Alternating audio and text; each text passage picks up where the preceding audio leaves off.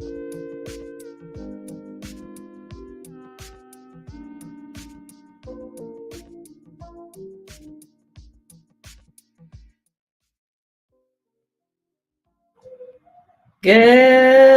afternoon, everyone, or good morning, depending on where you are in the world. Welcome to Lead, Grow, Deepen. I'm your host, Shannon Carroll Washington. It has been 5 days of the Juneteenth Conversations, and I have not mastered how to fade the music without it sounding abrupt when I turn it off. But it's all good. It has been a wonderful week with all of you guys in here in the chat. I see you guys putting where you're from. I am excited to engage with you. We've had some very dynamic conversations all this week. I'm so glad that not only have the speakers been just really inspirational, you guys have been engaging with each other in the chat. And it's so good to see that for Juneteenth, we're coming together. So I'm going to stop talking. Well, not yet, because, a little bit of housekeeping. This is our last of the Juneteenth series. If you missed any of them, please go to our YouTube page, go onto the live tab, click on all the conversations in case you missed it. Or if you want to watch it again, it could be really, really good. Also share with your friends. There are a lot of things on here, past conversations that we had before this Juneteenth series. So please take advantage and see all of that. If you have never been to a Lead, Grow, Deepen, welcome. It's so good that you are here, whether you're watching it on replay or live. We want you to engage, ask your questions in the chat, put ones in if you want to applaud, put your emojis. We're here for all of it. Lead, Grow, Deepen is because we lead with inclusion, we grow diverse representation, and we deepen our partnerships through diversity, equity, and inclusion. How do we do it? Well, ISS Guggenheimer, we're a company of belonging. It's a place to be you. It's a place to be who you want to be, a place to be who you want to become, and a place to be a part of something bigger. And we make this happen through our ERGs. So if you are a part of our organization, get connected, scan this QR code and get connected with our ERGs, because we've had some really awesome events that are happening. Valor started their campaign 2 days ago, and you can get in on that. Please go to the Pulse and find some information about it. Also coming up this month, Happy Pride, everyone. There's a really awesome webinar, Pride and Protest in 3 Stories. All that information is on the Pulse. And again, lots of events happening. Yes, that's small font. I'm not making it bigger because you need to scan that QR code to get connected to our ERGs. Now, without further ado, you guys have heard me talk enough, but I want to go ahead and introduce our speaker for today. Bryce Fluellen is a food and health equity subject matter expert. He's an author and chef who uses his extensive background in food and underserved communities as a platform to create sustainable social change. You guys, I'm reading and I'm like dropping gems in just the bio, so I'm super excited. I'm going to keep on reading for you guys. He now serves as the president and co-founder of Arthur Lee Consulting and Advisory. It's a social impact enterprise that collaborates with food entrepreneurs and organizations of color to increase their social equity, impact, and access to flexible, catalytic capital. He is the former executive director of Every Table's social equity franchise program, where he implemented and led a transformative franchise model that invests directly into marginalized entrepreneurs of color by providing the opportunity to open Every Table stores with zero upfront capital or net worth. Put your ones in the chat. Let me see your emojis. Let's welcome Bryce Fluellen. He's in the building. Welcome, welcome, welcome. Hi.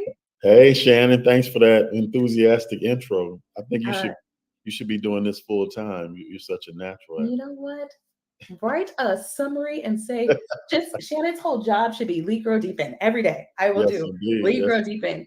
I'm already seeing the love in the chat. All the ones are coming in. That means applaud and Lead, Grow, Deepen. This was before we had emojis. And so I'm old school, put a 1 in the chat if you see it. So already, even before you've said a thing, your bio, people are already supportive of what you have going on. Thank you. Honored to be here. Yes. This whole week we've been talking about Juneteenth, and not just talking about Juneteenth, but talking about it in forms of what you're doing in your career, how you're moving the needle towards freedom, how you're exercising social justice and equity to make freedom more apparent in our communities. So the question that I've asked everybody all week, what are you currently working on and how does it relate to Juneteenth? Yeah, thank you. Thank you for that question. I mean, I'm currently, even though I'm no longer an employee at Every Table, I'm still consulting for the social equity franchise program, and that's something that's near and dear to my heart. So this program, like you read in the bio, works with entrepreneurs of color from underserved neighborhoods to be able to own an every table without any out-of-pocket money or any net worth. And that is pretty unique and transformative for anybody who knows the franchise system. Traditional franchising, you need to have it anywhere on the small end from $50,000 to all the way to $2 million. So what we understood is a food company who fights for equity and believes that healthy food is a human right and everybody should have access to it. We also understood that the root of food insecurity and inequity is economic inequality. So how could we be a company that could provide ownership opportunities for those who we knew were extremely talented, but just didn't have the capital or the network to get into the franchise game? And so I'm excited to still be a part of that. I think what ties freedom to that is like the freedom to potentially, the freedom of economic mobility, but also what we're really trying to create is generational wealth.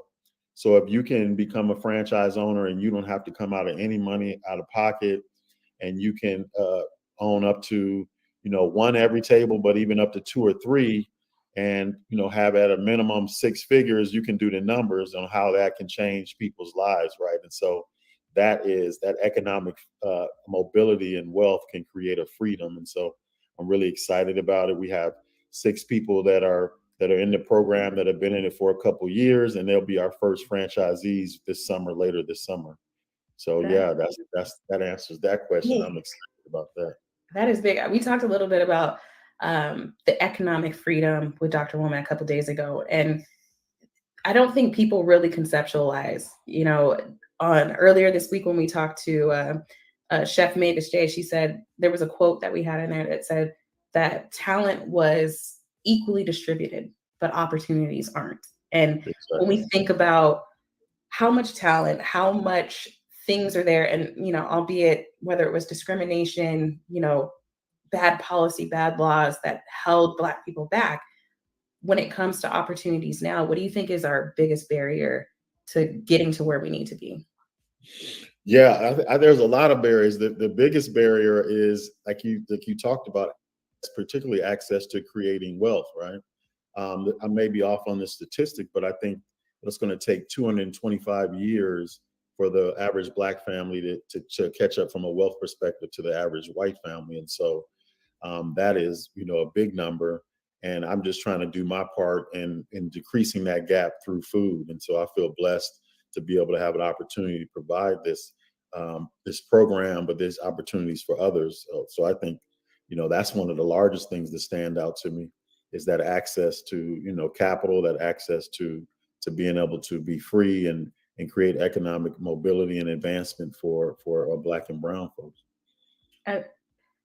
I'm sitting here because every single conversation I've had this week, I was like, "Ooh, we can take this conversation this way." And I'm looking at the time. I was like, "Okay, we got 16 minutes. Let me not go too far down into the rabbit hole because I'm sure that we will."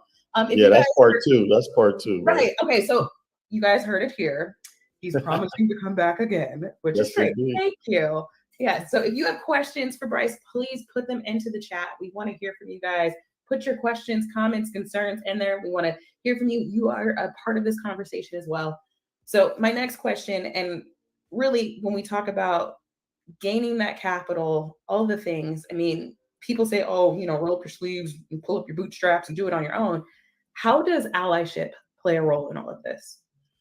Allyship plays a huge role. If I look at my career and my journey, I've had a lot of allies that have opened up opportunities and spaces for me that, people that look like us, there aren't a lot of us in those spaces, or we don't even know about it, or they've been in rooms and mentioned my name, and that mention has opened up doors for me to be able to advance my career, but also to be able to support others. And so I think, being an ally and being able to say, hey, I know somebody who doesn't look like me, who's just as talented, who needs an opportunity, but hasn't been presented with one or would be great for this opportunity, is something that is extremely impactful and powerful. And so as I look at the thread of my career, like I said, I can name 5 to 6 people just off the top of my head that don't look like me that have opened up doors. And then those folks have opened up more doors. And then when I got in those doors, I reach back and try to bring in more people that look like me as well. So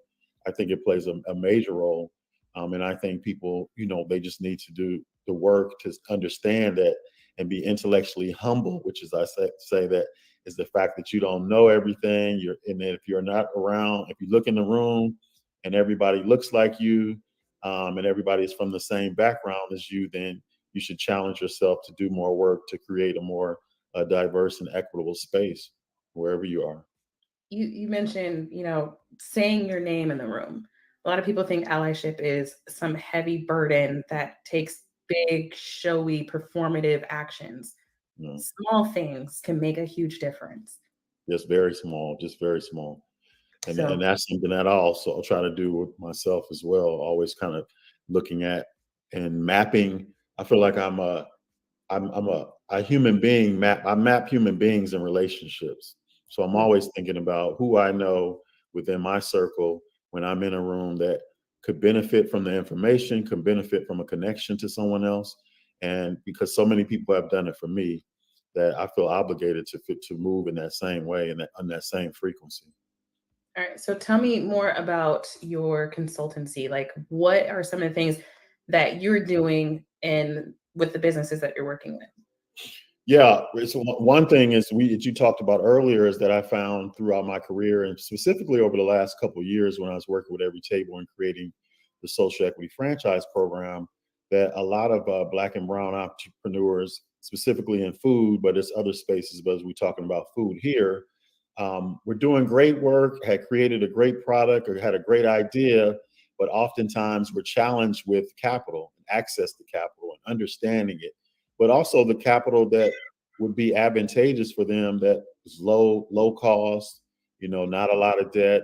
And so I was thinking like, okay, how can I work with more of those type of companies and help support them and help be a part of their success? It's something that I've been thinking about for a while, and just finally made the move and took the plunge. And so working with smaller independent operators, food entrepreneurs, excuse me, and larger organizations, but more specifically small food entrepreneurs within the communities of color, helping guide them to get access to capital and raise funds, but also helping them get in, increase their network, and get information and resources that they may not be aware of. But then lastly, also, how do you craft a story about what you're doing and the impact that it's making so your consumer understands it and has an attachment to it, but it also makes it more attractive to additional funds. And so those are some of the areas that I work in, but it becomes business coaching as well, because being an entrepreneur can be a lonely journey. And oftentimes what I didn't do in my early entrepreneur career is that I didn't, reach out to other people. I thought, just keep your head down, work hard, just keep working on the business. And that's a part of it. But you also need that space to talk to other people and ask them about certain decisions that you're contemplating or certain doors that you're thinking about going in and directions. It makes all the difference in the world because you're making so many decisions as an entrepreneur every day that it helps to have someone who's had that experience that you can bounce ideas off and can serve as a mentor, consultant, or advisor. Yeah, I feel like there's so many people that get discouraged because, let's say, somebody's doing the same line of business that you're doing, and they're like, "Oh, I don't want to ask them. It's all about competition." And somebody had said this to me one time. They were like, "It's like the bread aisle. If you walk down the bread aisle in any store, there's wheat bread 16 different times, white bread, rye, whatever, and everybody's eating.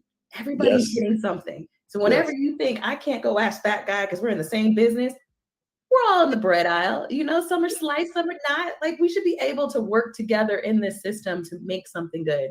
We're all working in food now. So I'm like, food people, we can ask and share recipes and do things. We have questions coming in. Mary has kind of an extensive question. It's taking up 2 whole things. So we're going to read through this. I Go love get it. it. Mary. I love it, Mary. Here we go. Are you aware if there are any policies or government programs that could be advocating to financially support programs like yours that create economic mobility for folks? And she goes on and saying, essentially, also, is this type of work supported through public programs, or is it mostly found in the private or nonprofit sectors?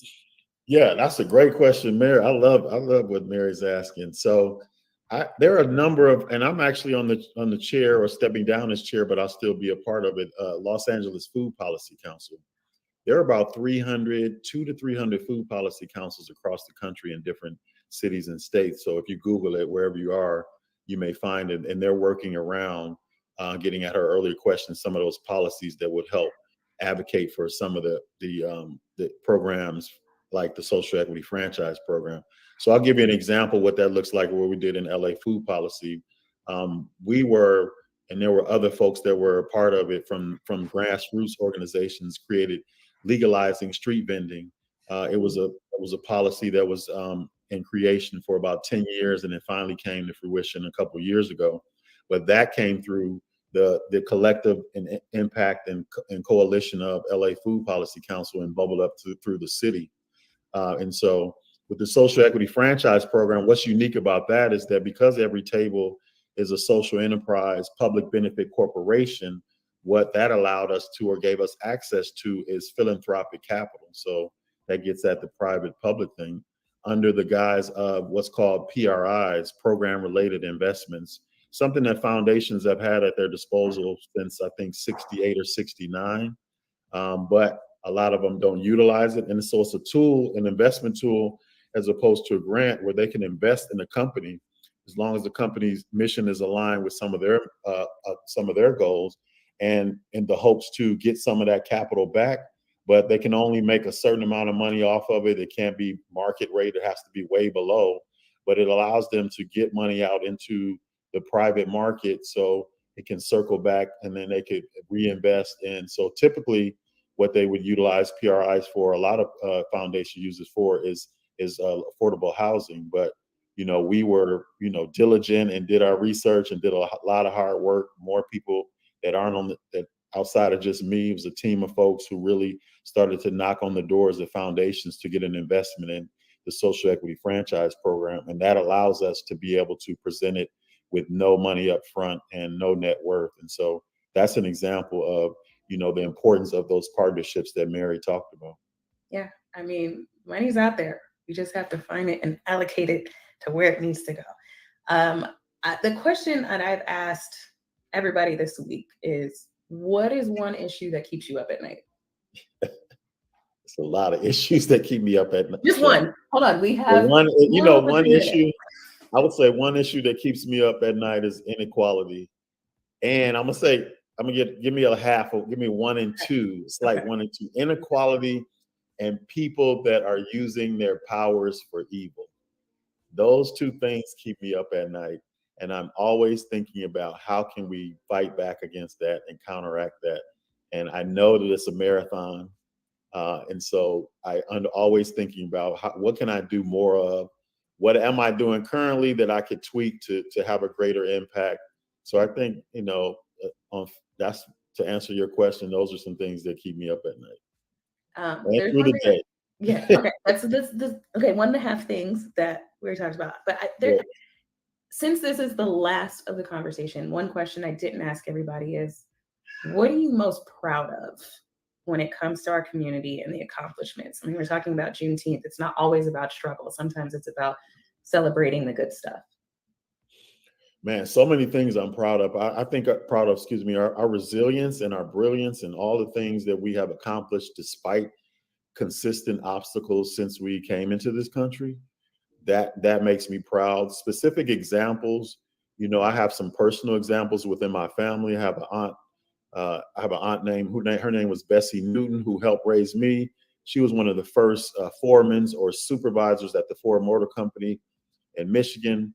And I had front row and access to, her ability to navigate that as a Black woman from the South who moved to Michigan and was able to move up in the ranks at Ford Motor Company and was directing a team of 30 or so people at one time.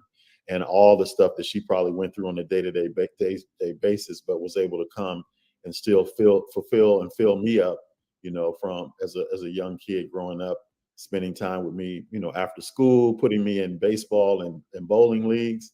More recently, I was thinking about Ida B. Wells, who was an advocate against lynching, who actually Madam C.J. Walker helped fund Ida B. Wells in her crusade against anti-lynching. So there's so many things that I'm proud of. More recently, some of the work, the work over the last few years, around George Floyd and what happened with when people marching in the uproar that happened in the protests that happened, during that time, and some of the results and changes that have come out of that.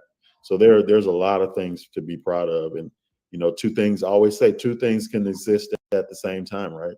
Like you said, there's struggle, but there's also beauty that's out there. And we just need to always consistently remind ourselves that, but also elevate it, tell that narrative also. Yeah. Joseph has a good question. How have you kept your energy for this work with all the ups and downs considered, whether personal or political? So a couple ways. One, I always think about my elders and my ancestors and what they had to go through, and what I'm going through pales in comparison. I think about that. I was at the African American Museum in DC a few years ago when it opened, and they have, when you go to, it goes 5 to 6 floors, but the first floor at the bottom is the floor that has all the artifacts and history of slavery and the transatlantic slave trade. And so as you go through that and you kind of meditate on that, you realize what those folks went through pales in comparison to, what I'm experiencing. So I need to push forward.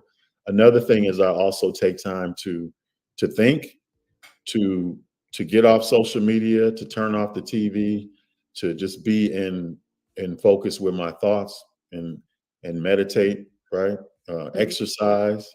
I exercise 3 to 4 times a day. That helps de-stress, but it also brings about thoughts. So anytime there's an issue or a solution that I may be thinking of, when I start to run, those endorphins kick in, and something comes to me that I wasn't able to think about in the middle of stressing about it. And lastly, being around positive people. I just went to the Social Innovation Summit here in Los Angeles, where people from criminal justice to health to food to mental health, all the change makers across this country were sharing and talking about their solutions and what they've been doing. And so you get energized. You see, like, oh, there are people out here using their powers for good, and that just keeps you going and keeps you motivated. And we all need that. We need that reminder. Yeah. Sometimes people are like, how do you have so much energy? I was like, because I get to do talks like this. I get to talk to awesome people, engage in the chat with my coworkers, with the public. I mean, there's so many people that have been on Lead Grow Deepen this week. I've gotten text messages for people like, hey, I saw it on your LinkedIn. I hope it was okay. I watched. And I'm like, yes, please continue. I mean, if you guys have not subscribed to Lead Grow Deepen, because Bryce is coming back. He's already said it. He's going to come back. We're going to have another talk. We're going to elongate it this time, because like right now we have like 3 minutes left before everybody has to go back to work. I know, boo. Yes, but no, we do really great work, guys. We do really great work. Before you go, and the question I've asked every single person coming here, you mentioned going to the museum. That's on a list of things to do for Juneteenth. What are you doing on Monday for Juneteenth? Yeah, for Juneteenth, I'll be in Puerto Rico, and so for the first time. And so I plan on, which I do every Juneteenth. I'll read a book that I've had on my shelves that relates to the struggle of freedom that we've had, and reflect on that, and then also spend time with family. I've been looking for festivals that they have out there. I don't know if they celebrate it like we do here in the States, but I'll be looking for a festival to attend, and then combined with, I have a book already lined up that I'm going to read and also share and have conversation with my wife and my daughter, just to get in reflection on, what Juneteenth means to them as well. So last year I was able to I'm in Los Angeles. So last year I went to the Juneteenth Festival here in Leimert Park, which is a historic area for African Americans. And that was amazing. It was about 30,000 people or so. Nice. So you guys, here is a short list of things. I know Juneteenth probably came into your vocabulary last year, maybe the year before that. So if you never celebrate it, do some research on it. It may not be in your community that June 19th is the day they celebrate. Emancipation Days have been all over the place. Galveston, Texas is the reason why we're celebrating June 19th. But if you live anywhere, like Dr. Womack said, in the Black Belt, there could be a different day that there's a celebration happening. So look it up. You can also visit the African American museums. We said that. Enjoy good food. I mean, we're food people. Red is the theme. So eat red food. Go to the local celebrations. Support a Black-owned business. We talk about economic freedom. The only way that it happens is if we support. So as we wrap up, Bryce, is there any action items or anything for anybody listening that you want people to kind of focus on? Yeah, I always try to ask people to focus on whatever industry you're in, whatever you're passionate about. Try to utilize your powers for good and see how you can make a greater impact in whatever that is. So if you're in education, there's plenty of inequities in education. If you're in food, which we are talking about now, there's plenty to do in food to make it a more equitable food space so people have access to healthier food, climate issues, food waste. If you're in the music industry, so wherever you are, really challenge yourself to say, how can I make a greater impact to make that space better for currently, but also for the next generation that will come behind me. So that would be what I would ask folks to do, is to take an action in that way. All right. And then I think I'm going to find where Christy is and get some red beans and rice. Check. Oh, yes. Add that to the list. Chef Pete, thanks for joining us. Thank you. Yeah, this was a great presentation, great discussion. You guys, Lead, Grow, Deepen is only as great as the viewership that comes and actually shows love, engages with the conversation. So thank you guys so much for joining us. I'm going to wrap this call up. As a reminder, remember, check out our YouTube page, hit the live tab. If you subscribe, you will get notifications when we are actually live, so you can get on there. Some of you are like, oh man, how did you get on this conversation? They are subscribers. So yes, please always follow up. You guys, one's in the chat, all the applause. Bryce Fluellen, you, sir, are a gem. Thank you so much. And you as well. Thank you for the opportunity. All right, you guys, thanks again for watching Lead, Grow, Deepen. Like Bryce said, focus, focus. All right, you guys, happy Juneteenth. See you later.